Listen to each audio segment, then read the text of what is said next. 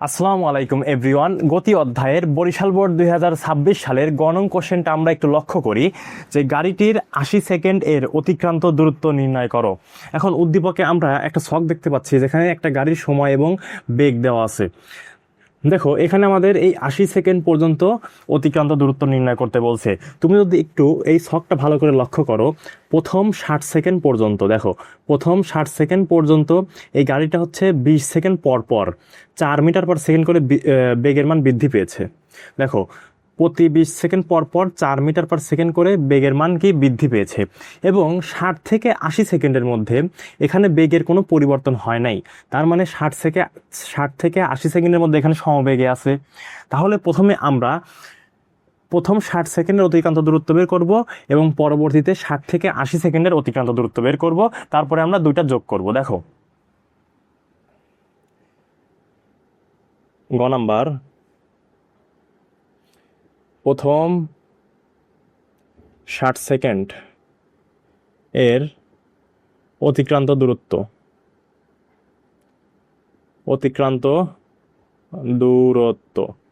দেখো S1 equal to হচ্ছে U plus V divided by 2 into হচ্ছে টি। দেখো এখানে আদি বেগ কত, প্রথম 60 সেকেন্ড পর্যন্ত এখানে আদি বেগ হচ্ছে 0 মিটার পার সেকেন্ড, 0 আদি বেগ হচ্ছে 0। শেষ বেগ কত, শেষ বেগ ভি, দেখো 60 সেকেন্ডের শেষ বেগ কত, ভি হচ্ছে 12 meter per second, equal to হচ্ছে 12 মিটার পার সেকেন্ড, এটা হচ্ছে মিটার পার সেকেন্ড।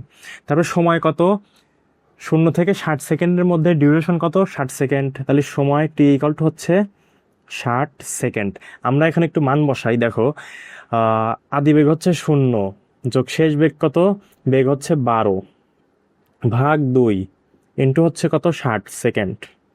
তাহলে 6 দুগুণা 12, 6 6 36, 360 মিটার।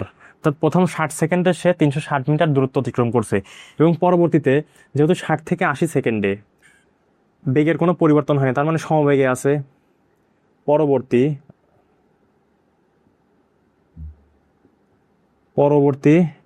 60 থেকে 80 সেকেন্ড সমবেগে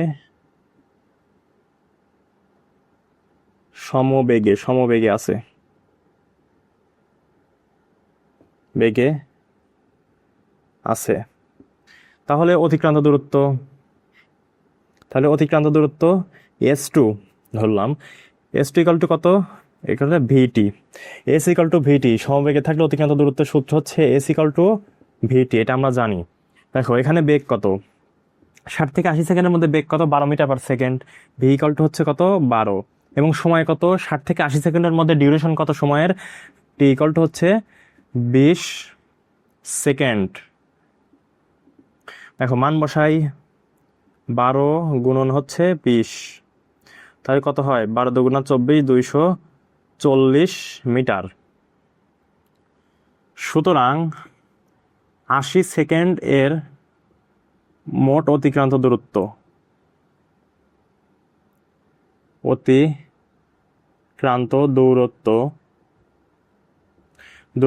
S ইকুয়াল টু হচ্ছে S1 প্লাস হচ্ছে S2। এখন S1 কত পেয়েছি আমরা, 360 যোগ S2 কত, 240।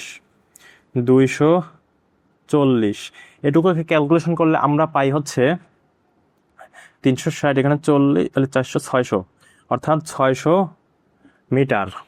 ক্লিয়ার? আশা করি তোমরা এতটুকু সুন্দর মতো বুঝতে পেরেছো। এখন আমরা আসি হচ্ছে ঘনং কোশ্চেনে। এটুকু মুছে দিলাম, তোমরা তুলে নাও বা স্ক্রিনশট দিয়ে রাখো। এখন আমরা ঘনং কোশ্চেনটা একটু লক্ষ্য করি যে উদ্দীপকের আলোকে গাড়িটির বেগ বনাম সময় লেখচিত্র অঙ্কন করে এর গতিবেগের পরিবর্তন বিশ্লেষণ করো। তাহলে উদ্দীপকে এই বেগ এবং হচ্ছে সময়, এই বেগ বনাম সময়ের কি করব, লেখচিত্র অঙ্কন করব। এখানে আমাদের যে মান দেওয়া আছে এই মান দিয়ে আমরা একটা লেখচিত্র অঙ্কন করব। লেখচিত্র অঙ্কন করার পরে আমরা গতিবেগের পরিবর্তন বিশ্লেষণ করব। এখানে গতিবেগের পরিবর্তন মূলত কি, ত্বরণের মান নির্দেশ করছে, অর্থাৎ একক সময়ে যখন বেগের পরিবর্তনের হারকে ত্বরণ বলা হয়, এ ইকুয়াল টু ভি ভাগ টি, অর্থাৎ একক সময়ে বেগের পরিবর্তনের হারকে ত্বরণ বলা হয়। এখানে গতিবেগের পরিবর্তন বলতে কি আমাদের ত্বরণের মান বের করতে বলছে। দেখো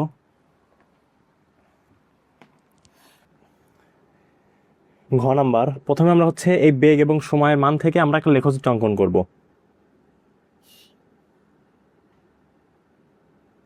দেখো আমরা এই বরাবর দেবো সময়, এই বরাবর দেবো কি বেগ, এটা হচ্ছে বেগ, বেগ মিটার পার সেকেন্ড, আর এটা হচ্ছে সময়, সময় হচ্ছে সেকেন্ড।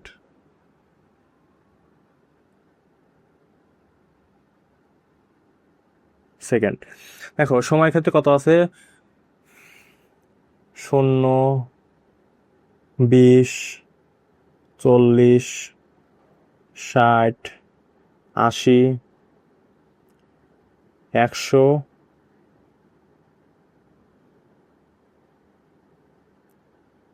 120। দেখো এখন বেগের মানটা কি আছে, বেগ হচ্ছে কত, 0, 4, 8, 12, 6, 0, তার মানে হচ্ছে 0 পরে কত হবে 4, তারপরে হচ্ছে 6, তারপরে হচ্ছে 8, তারপরে হচ্ছে 12। দেখো এখন আমরা সময় যখন, দেখো সময় যখন 0, বেগও কি 0 এই পয়েন্টে, তারপরে সময় যখন 20, বেগ কত 4 মিটার পার সেকেন্ড, তাহলে সময় যখন 20, বেগ কত 4 মিটার পার সেকেন্ড, তাহলে এই পয়েন্টে লই। তারপরে দেখো সময় যখন 40, বেগ কত 8 মিটার পার সেকেন্ড, সময় যখন 40, বেগ তখন কত এই 8 মিটার পার সেকেন্ড, এই 8 মিটার পার সেকেন্ড, অর্থাৎ এই পয়েন্টে।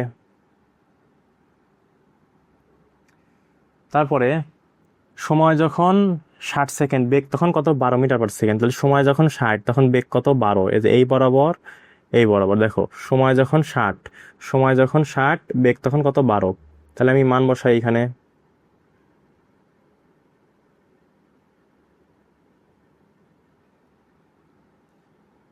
ঠিক আছে, তারপরে হচ্ছে সময় যখন 80, বেগও তখন কত, তখন 12, সময় যখন তারপর 80, বেগ তখন কত এই 12, অর্থাৎ এই সোজা এই 12তে অবস্থান করছে।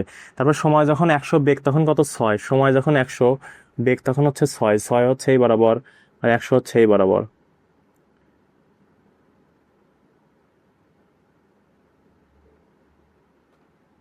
এই বরাবর। তারপর হচ্ছে সময় যখন 120, বেগ তখন কত 0, দেখো সময় যখন 120, বেগ কত 0, তাহলে সময় যখন 120, বেগ কত 0। এখন আমরা এটা একটু মিলিয়ে দেই, দেখো সরি, এই বরাবর এই বরাবর। দেখো আমার হাত দিয়ে আঁকানোর জন্য অতটা ভালো হয় নাই, কিন্তু তারপরেও আশা করি তোমরা একটু বুঝতে পারছো। আমরা যদি এখানে একটা পয়েন্ট দেই, দেখো এটা যদি হচ্ছে বি সি, এটা হচ্ছে ডি, আর এটাকে আমরা এ পয়েন্ট ধরলাম, তাহলে এ বি সি ডি। এখন আমরা কি করব, এখন আমরা এই গ্রাফটা পেলাম, এই গ্রাফটা থেকে গতিবেগের পরিবর্তন অর্থাৎ ত্বরণের মান ত্বরণের পরিবর্তন, ত্বরণ বা মন্দনের পরিবর্তন আমরা বের করার চেষ্টা করব। দেখো 0 থেকে অর্থাৎ এ থেকে বি পয়েন্টে, এ থেকে বি পয়েন্টে এখানে কি ঘটছে, এখানে সময়ের সাথে সাথে বেগের পরিবর্তন ঘটছে, বেগের মান বৃদ্ধি পাইছে। দেখো সময়ও বৃদ্ধি পাচ্ছে, বেগের মানও কি বৃদ্ধি পাচ্ছে, তার মানে এখানে ত্বরণ ঘটেছে। তাহলে লিখি যে এ থেকে বি এর ত্বরণ, অত এ ত্বরণ এ ইকাল টু হচ্ছে, তাহলে A1 দেয়, A1 ইকাল টু হচ্ছে ভি মাইনাস ইউ ভাগ হচ্ছে টি। এখানে শেষ বেগ কত, এখানে শেষ বেগ হচ্ছে দেখো 12, এবং আদি বেগ কত, এ থেকে এই বি পয়েন্টে শেষ বেগ হচ্ছে কত 12, এই বরাবর 12 মিটার পার সেকেন্ড, এবং আদি বেগ কত, আদি বেগ হচ্ছে 0, আদি বেগ কত 0, দেখো আদি বেগ হচ্ছে 0 metre per second, metre per second. আর সময় কত, সময় হচ্ছে দেখো এই বরাবর কতটুকু সময় 60 সেকেন্ড, অর্থাৎ 60 সেকেন্ড, সময় টি ইকাল টু হচ্ছে 60 সেকেন্ড। তাহলে এখানে আমাদের 12 মাইনাস 0 ভাগ হচ্ছে 60, তাহলে একটু ক্যালকুলেশন করলে কত হয় দেখি, 12 ভাগ হচ্ছে 60, তা 0.2, 0.2 meter per second square, per second square. তারপরে বি থেকে সি অংশে বেগের মানের কি কোনো পরিবর্তন ঘটছে? বেগের মানের কোনো পরিবর্তন ঘটে নাই। বি থেকে সি পয়েন্টে তার মানে সমবেগে আছে। তাহলে লিখবো, দেখো বি থেকে সি পয়েন্টে, সিতে বেগের কোনো পরিবর্তন হয় নাই, বেগের মানের কোনো পরিবর্তন হয় নাই, কোনো পরিবর্তন হয় নাই। তার মানে এটা হচ্ছে সমবেগে আছে,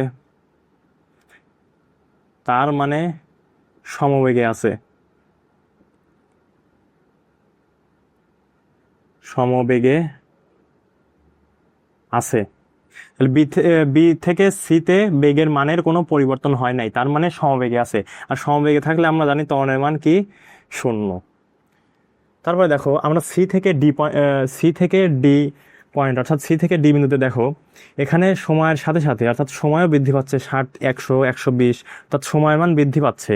এদিকে আবার কি বেগের মান আস্তে আস্তে হ্রাস পাচ্ছে। দেখো বেগ 12 থেকে কত 6 নেমে আসছে, 6, তারপরে হচ্ছে 0, অর্থাৎ আস্তে আস্তে বেগের মান কি হ্রাস পাচ্ছে। তাহলে যেহেতু এখানে হ্রাস পাচ্ছে তার মানে এখানে মন্দন ঘটেছে। তার মানে সি থেকে ডি পয়েন্টে, সি থেকে ডিতে বেগের মান হ্রাস পাইছে, মান হ্রাস পেয়েছে।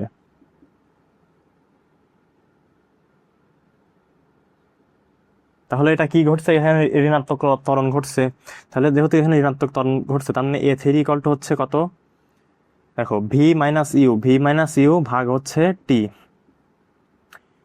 এখানে হচ্ছে শেষ বেগ কত? দেখো সি থেকে ডি পয়েন্টের শেষ বেগ হচ্ছে ভি হচ্ছে 0, এখানে 0 0, তাহলে ভি হচ্ছে কত? 0। আদি বেগ কত? দেখো এই সি থেকে ডি পয়েন্টে আদি বেগ কত? এই যে আদি বেগ হচ্ছে আমাদের 12। দেখো আদি বেগ কত? 12। ইউ ইকুয়াল টু হচ্ছে কত? 12। এবং সময় কত? সময় হচ্ছে,